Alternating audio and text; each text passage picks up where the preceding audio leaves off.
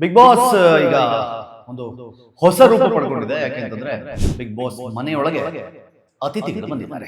ಒಳಗಡೆ ಬಂದಾಗ ಆರಂಭದ ಕೆಲವು ಗಂಟೆಗಳು ಚೆನ್ನಾಗೇ ಇತ್ತು. ಬಟ್ ಅದಾದ ಮೇಲೆ ಗಿಲ್ಲಿಗೂ ಮತ್ತು ಮನೆ ಅತಿಥಿಗಳಿಗೂ ಹತ್ತು ಗಿಲ್ಲಿಯನ್ನ ಮನೆಯೊಳಗಡೆ ಸಹಿಸಿಕೊಳ್ಳುವುದಕ್ಕೂ ಮತ್ತು ಹೊರಗಡೆ ಗಿಲ್ಲಿಯನ್ನ ನೋಡೋದಕ್ಕೆ ಎರಡು ವ್ಯತ್ಯಾಸ. ಗಿಲ್ಲಿ ಅಂತದ್ದೇ ಒಬ್ಬ ವ್ಯಕ್ತಿ ನಮ್ ಸೀಸನ್ ಅಲ್ಲೂ ಇದ್ರು. ಅವರ ಹೆಸರು ಪ್ರಥಮ್ ಅಂತ ನಿಮ್ಗೆ ಗೊತ್ತಿರಬಹುದು. ಖುದ್ದು ಪ್ರಥಮೇ ಒಪ್ಕೋತಾರೆ. ರಜತ್ ಹೇಳ್ತಾ ಇದ್ರು, ಹೊರಗಡೆಯಿಂದ ಈ ಮನುಷ್ಯನ್ ಸಿಕ್ಕಾಪಟ್ಟೆ ಇಷ್ಟಪಟ್ಟಿದೆ, ಇಷ್ಟು ಇರಿಟೇಷನ್ ಅಂತ ಗೊತ್ತಿರ್ಲಿಲ್ಲ ಅಂತ. Gilli knows how to irk. ಹೋದ ಅತಿಥಿಗಳ ಬಗ್ಗೆ ನೆಗೆಟಿವ್ ಆಗಿ ಮಾತಾಡ್ತಾ ಇರೋದನ್ನ, ಅವ್ರ ಬಗ್ಗೆ ಸ್ಟೇಟಸ್ ಹಾಕೋದನ್ನ, ಅವ್ರ ಬಗ್ಗೆ ಕಮೆಂಟ್ ಮಾಡೋದನ್ನ ನೋಡ್ತಾ ಇದೀನಿ. ನಿಮಗೊಂದು ನೆನಪಿರ್ಲಿ, ಅತಿಥಿಗಳಾಗಿ ಒಳಗೆ ಹೋಗುವಾಗ ಬಿಗ್ ಬಾಸ್ ನ ಟೀಮ್ ಒಂದಿಷ್ಟು ಟಾಸ್ಕ್ ಗಳನ್ನ, ಒಂದಿಷ್ಟು ಪ್ರಿಪರೇಷನ್ ಅವ್ರನ್ನ ಮಾಡಿ ಕಳಿಸಿರುತ್ತೆ. ಬಂದ ಅತಿಥಿಗಳನ್ನ ಸಭ್ಯತೆ ಮೀರದಂತೆ ರೋಸ್ಟ್ ಮಾಡಬೇಕು ಅಂತ, ರೋಸ್ಟ್ ಮಾಡಬೇಕು ಅಂತ ಹೇಳಿ ಬಿಗ್ ಬಾಸ್ ಹೇಳಿದ್ಮೇಲೆ ಗಿಲ್ಲಿ ಬಿಡಕ್ ಸಾಧ್ಯ ಇದೆಯಾ? ಗಿಲ್ಲಿ ರೋಸ್ಟಿಂಗ್ ನ ಗಲ್ಲಿಗೆ ಹೋಗಿ ಬಂದ್ಬಿಟ್ಟು ಒಳಗಡೆ ಹೋದಾಗ ಗೆಸ್ಟ್ಗಳು ಮತ್ತು ಮನೆಯವರು ಏನ್ ಅಣ್ಣ ತಮ್ಮನ ತರ ಒಂದಾಗಿದ್ದರೆ ಎಲ್ಲ ಅನ್ನೋ ತರ ಇದ್ರೆ ನಮ್ಗೆ ನೋಡೋರ್ಗೂ ಮಜಾ ಸಿಗ್ಲಿಕ್ಕಿಲ್ಲ, ಒಳಗಡೆ ಆಡೋರ್ಗೂ ಮಜಾ ಸಿಗ್ಲಿಕ್ಕಿಲ್ಲ. ಆ ಕಾರಣಕ್ಕೋಸ್ಕರ ಗಿಲ್ಲಿ ಒನ್ ಮ್ಯಾನ್ ಆಗಿ ನಿಂತ್ಕೊಂಡು, ನಾವು ಈ ಮನೆಯಲ್ಲಿ ಮೊದಲ ವಾರದಿಂದ ಇರುವವರು, ನೀವು ಅತಿಥಿಯಾಗಿ ಬಂದು ನೀವು ಹೆಂಗಿರ್ಬೇಕು, ನೀವು ಹಂಗಿರಿ, ನಾವ್ ಹೆಂಗ್ ಆಡ್ಬೇಕು ನಾವು ಹಂಗ ಆಡ್ತೀವಿ. ಗಿಲ್ಲಿ ಆಟ ಅಫ್ಕೋರ್ಸ್ ಫ್ಯಾಂಟಾಸ್ಟಿಕ್ ಗೇಮ್. ಗಿಲ್ಲಿ ತಂದ್ರೆ 12 ಸೀಸನ್ಗಳಲ್ಲಿ one of the best player. ನಮಸ್ಕಾರ, ಸ್ಪೀಡ್ ಪ್ಲಸ್ ಕರ್ನಾಟಕದ ವಿಶೇಷ ಕಾರ್ಯಕ್ರಮಕ್ಕೆ ಸ್ವಾಗತ. ನಾನು ನಿಮ್ಮ ಕಿರಿಕೀರ್ತಿ. ಬಿಗ್ ಬಾಸ್ ಈಗ ಒಂದು ಹೊಸ ರೂಪ ಪಡ್ಕೊಂಡಿದೆ. ಯಾಕೆಂತಂದ್ರೆ ಬಿಗ್ ಬಾಸ್ ಮನೆಯೊಳಗೆ ಅತಿಥಿಗಳು ಬಂದಿದ್ದಾರೆ. ರಜತ್, ಮಂಜಣ್ಣ, ಚೈತ್ರ ಮತ್ತು ಮೋಕ್ಷಿತಾ ಹಾಗೂ ತ್ರಿವಿಕ್ರಮ್ 5 ಜನ ಮನೆಯೊಳಗಡೆ ಎಂಟ್ರಿ ಕೊಟ್ಟಿದ್ದಾರೆ. ಹೀಗಾಗಿ ಮನೆಯಲ್ಲಿ ಹೊಸ ಹೀಟ್ ಶುರುವಾಗಿದೆ. ಈಗ ಮನೆಗೆ ಬಂದ ಅತಿಥಿಗಳು ಬಿಗ್ ಬಾಸ್ ಮನೆಯನ್ನು ಒಂದು ರೆಸಾರ್ಟ್ ಥರ ಅಂತ ಅಂದ್ಕೊಂಡು ಇಲ್ಲಿ ಮಂಜಣ್ಣನ ಬ್ಯಾಚುಲರೇಟ್ ಪಾರ್ಟಿ ಮಾಡಬೇಕು ಅಂತ ಹೇಳಿ ಒಳಗಡೆ ಬಂದಿದ್ದಾರೆ. ಒಳಗಡೆ ಬಂದಾಗ ಆರಂಭದ ಕೆಲವು ಗಂಟೆಗಳು ಚೆನ್ನಾಗೇ ಇತ್ತು. ಬಟ್ ಅದಾದ ಮೇಲೆ ಗಿಲ್ಲಿಗೂ ಮತ್ತು ಮನೆಯ ಅತಿಥಿಗಳಿಗೂ ಹತ್ಕೊತು. ಮನೆಯ ಅತಿಥಿಗಳು ಬಂದವರು ಹೇಳ್ತಿದ್ದಾರೆ, ಹೊರಗಡೆಯಿಂದ ನೋಡಿದಾಗ ಈ ಮನುಷ್ಯನ್ ತುಂಬ ಇಷ್ಟಪಟ್ಟಿದ್ದೆ, ಬಟ್ ಇಷ್ಟು ಇರಿಟೇಟ್ ಮಾಡ್ತಾ ಇದ್ದಾನೆ, ಹಂಗೆ ಮಾಡ್ತಾ ಇದ್ದಾನೆ, ಹಿಂಗೆ ಮಾಡ್ತಾ ಇದ್ದಾನೆ. ಎಸ್, ಅಫ್ಕೋರ್ಸ್ ನನಗೆ ಅರ್ಥ ಆಗುತ್ತೆ. ಗಿಲ್ಲಿಯನ್ನ ಮನೆಯೊಳಗಡೆ ಸಹಿಸಿಕೊಳ್ಳುವುದಕ್ಕೂ ಮತ್ತು ಹೊರಗಡೆ ಗಿಲ್ಲಿಯನ್ನು ನೋಡೋದಕ್ಕೂ ಎರಡಕ್ಕೂ ವ್ಯತ್ಯಾಸ ಇದೆ. ಎಡಿಟೆಡ್ ವರ್ಷನ್ ಗಿಲ್ಲಿಯನ್ನು ನೋಡುವುದಕ್ಕೂ 24/7 ಗಿಲ್ಲಿಯನ್ನು ನೋಡುವುದಕ್ಕೂ ವ್ಯತ್ಯಾಸ ಇದೆ ಅನ್ನೋದು ನಾನು ಯಾಕೆ ತುಂಬಾ ಕಾನ್ಫಿಡೆಂಟ್ ಆಗಿ ಹೇಳ್ತೀನಿ ಅಂತಂದ್ರೆ, ಗಿಲ್ಲಿ ಅಂತದ್ದೇ ಒಬ್ಬ ವ್ಯಕ್ತಿ ನಮ್ಮ ಸೀಸನ್ ಅಲ್ಲೂ ಇದ್ರು. ಅವರ ಹೆಸರು ಪ್ರಥಮ್ ಅಂತ ನಿಮ್ಗೆ ಗೊತ್ತಿರಬಹುದು. ಖುದ್ದು ಪ್ರಥಮೇ ಒಪ್ಕೋತಾರೆ, ಬಹಳ ಕಷ್ಟ ರೀ ನನ್ನ ಹ್ಯಾಂಡಲ್ ಮಾಡೋದು ಅಂತ. ಅದು ನಮ್ಗೆ ಗೊತ್ತಿದೆ. ಮನೆಯೊಳಗಡೆ ಒಂದು 24 ಅವರ್ಸ್ನಲ್ಲಿ ಯಾವ್ಯಾವ ರೀತಿಯಲ್ಲಿ ಇರ್ಕ್ ಮಾಡ್ಬೋದು, ಇರಿಟೇಟ್ ಮಾಡ್ಬೋದು, ತಮಾಷೆ ಮಾಡ್ಬೋದು, ಕಾಲೆಳಿಬೋದು, ಟಾರ್ಚರ್ ಕೊಡ್ಬೋದು ಅನ್ನೋದನ್ನ ನಾನು ನೋಡಿದ್ದೀನಿ ಖುದ್ದಾಗಿ. ಹಾಗಾಗಿ ಗಿಲ್ಲಿ ಸಹಿತ ಅದೇ ಥರದ ಒಂದು ವರ್ಷನ್, ಸ್ವಲ್ಪ ಅಪ್ಡೇಟೆಡ್, ಬಟ್ ಅದೇ ಥರದ ವರ್ಷನ್. ಆ ಅಪ್ಡೇಟೆಡ್ ವರ್ಷನ್ನ ಗಿಲ್ಲಿ ಮನೆಯೊಳಗಡೆ ಕೆಲವರಿಗೆ ಇಷ್ಟ ಆಗ್ಬೋದು, ಕೆಲವರಿಗೆ ಇಷ್ಟ ಆಗದೇ ಇರ್ಬೋದು. ಅದಕ್ಕೆ ಅದರದ್ದೇ ಆದ ಬೇರೆ ಬೇರೆ ಕಾರಣಗಳಿರ್ತವೆ. ಆದರೆ ಅತಿಥಿಗಳಾಗಿ ಒಳಗಡೆ ಹೋದವರಿಗೆ ರಜತ್ ಹೇಳ್ತಾ ಇದ್ರು, ಹೊರಗಡೆಯಿಂದ ಈ ಮನುಷ್ಯನ್ ಸಿಕ್ಕಾಪಟ್ಟೆ ಇಷ್ಟಪಟ್ಟಿದೆ, ಇಷ್ಟು ಇರಿಟೇಷನ್ ಅಂತ ಗೊತ್ತಿರಲಿಲ್ಲ ಅಂತ. Gilli knows how to irk. ಬಾಯ್ ತಪ್ಪಿ ಚೈತ್ರ ಇನ್ನೂ ಇದೆ ನಿಮ್ಮನ್ನು ಗೋಳಾಡ್ಸ್ಕೊಳ್ಳೋದು, ಇನ್ನೂ ಇದೆ ನಿಮ್ಗೆ ಕಾಟ ಕೊಡೋದು ಅಂತ ಅಂದಾಗ, ನೀವು ಕಾಟ ಕೊಡಕ್ಕೆ ಅಂತಾನೆ ಬಂದಿದ್ದೀರಿ ಅಂತ ಅಂದಮೇಲೆ ನಾನು ಯಾಕೆ ನಿಮಗೆ ಕಾಟ ಕೊಡಬಾರ್ದು ಅಂತೇಳಿ ಹಠಕ್ಕೆ ಬಿದ್ದು ಗಿಲ್ಲಿ ಕಾಟ ಕೊಡ್ತಾ ಇರೋ ಹಾಗೆ ಕಾಣ್ತಾ ಇದೆ. ಗಿಲ್ಲಿ ಕೈಲಿ ಸಿಗಾಕೊಂಡ್ರೆ ಅಷ್ಟು ಸುಲಭ ಇಲ್ಲ.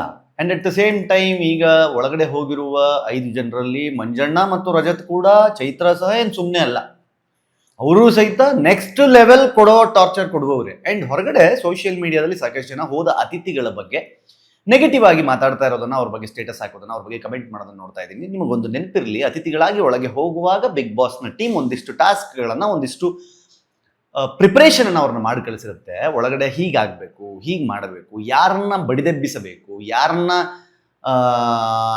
ಮೋಟಿವೇಟ್ ಮಾಡಬೇಕು, ಯಾರನ್ನ ಇರ್ಕ್ ಮಾಡಬೇಕು, ಎಲ್ಲವನ್ನ ಹೇಳಿರುತ್ತೆ. ಎಲ್ಲವನ್ನ ಅವ್ರು ಗೈಡ್ ಮಾಡಿರ್ತಾರೆ. ಅಫ್ಕೋರ್ಸ್ ಒಳಗಡೆ ಹೋದ್ಮೇಲೆ ಅವ್ರು ಅದಕ್ಕೆ ತಕ್ಕನಾಗಿ ಆಟ ಆಡಬೇಕಾಗಿ ಬರುತ್ತೆ.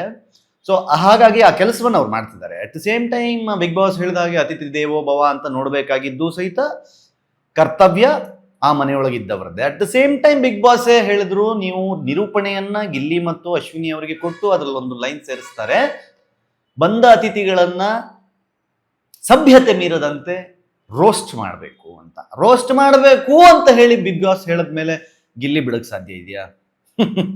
ಗಿಲ್ಲಿ ರೋಸ್ಟಿಂಗ್ನ ಗಲ್ಲಿಗೆ ಹೋಗಿ ಬಂದ್ಬಿಡ್ತಾನೆ. ಸೊ ಅದೇ ಕೆಲಸವನ್ನ ಗಿಲ್ಲಿನೇ ಮಾಡಿದ್ರು.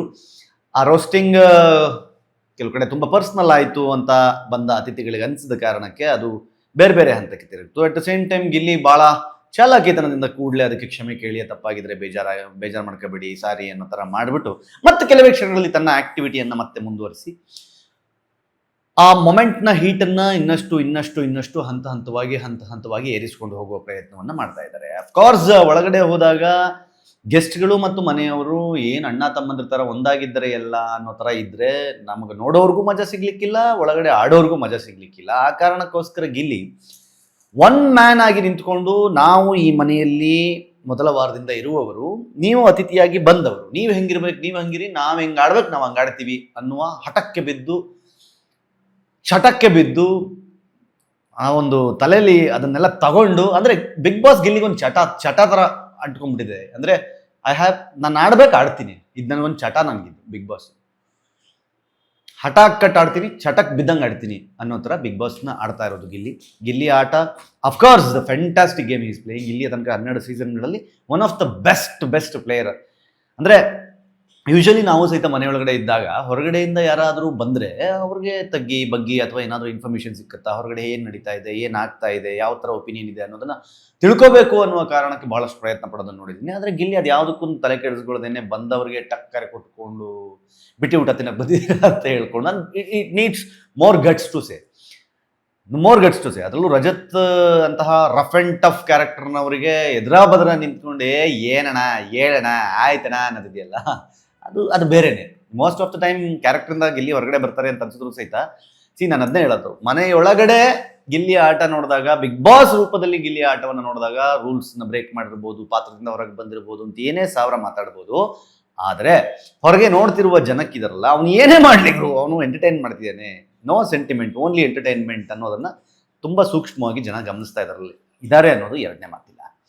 ಹಾಗಾಗಿ ಒಳಗಡೆ ಹೋದ ಅತಿಥಿಗಳದ್ದು ಇದರಲ್ಲಿ ಏನು ತಪ್ಪಿಲ್ಲ. ಯಾಕಂತಂದರೆ ಅವರಿಗೆ ಅವರದ್ದೇ ಆದ ರೂಪುರೇಷೆಗಳನ್ನು ಸೆಟ್ ಮಾಡಿಕೊಂಡೇ ಅವ್ರ ಒಳಗಡೆ ಹೋಗಿರ್ತಾರೆ. ಯಾರನ್ನೂ ಪರ್ಸ್ನಲ್ ಅಟ್ಯಾಕ್ ಮಾಡಬೇಕು, ಪರ್ಸ್ನಲ್ ಟಾರ್ಗೆಟ್ ಮಾಡಬೇಕು ಅನ್ನೋ ಉದ್ದೇಶ ಅವ್ರಿಗೆ ಇರೋದಿಲ್ಲ ಅನ್ನೋದನ್ನು ಒಬ್ಬ ಬಿಗ್ ಬಾಸ್ ಕಂಟೆಸ್ಟೆಂಟ್ ಆಗಿ, ಮಾಜಿ ಕಂಟೆಸ್ಟೆಂಟ್ ಆಗಿ ನಾನು ನಿಮಗೆ ಅರ್ಥ ಮಾಡಿಸುವ ಪ್ರಯತ್ನವನ್ನು ಮಾಡ್ತಾ ಇದ್ದೀನಿ ಅಷ್ಟೇ.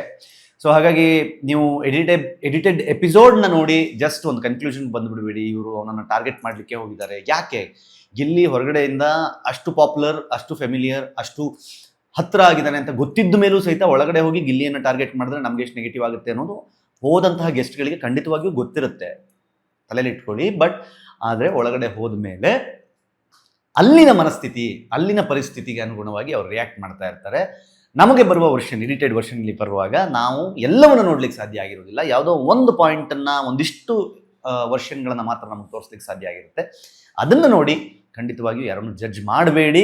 ಬಿಗ್ ಬಾಸ್ ಕಂಟೆಸ್ಟೆಂಟ್ಗಳು ಒಳಗಡೆ ಇದ್ದವರಾಗಲಿ ಈಗ ಹೋದವರಾಗಲಿ ಎಲ್ಲರೂ ಅವರವರ ಕೆಲಸವನ್ನು, ಅವರವರ ಕರ್ತವ್ಯವನ್ನು ಅವ್ರು ಮಾಡ್ತಿದ್ದಾರೆ ಮನರಂಜನೆಯ ಪರ್ಪಸ್ಗೆ ಅನ್ನೋದನ್ನು ನಾವು ಗಮನದಲ್ಲಿಟ್ಕೊಂಡು ಯಾವುದಾದ್ರೂ ಪೋಸ್ಟ್ಗಳನ್ನು ಪೋಸ್ಟ್ ಮಾಡುವಾಗ ಯೋಚನೆ ಮಾಡಿ ಮಾಡೋಣ, ಕಮೆಂಟ್ ಮಾಡುವಾಗ ಯೋಚನೆ ಮಾಡಿ ಮಾಡೋಣ ಅಂತ ಹೇಳ್ತೀನಿ.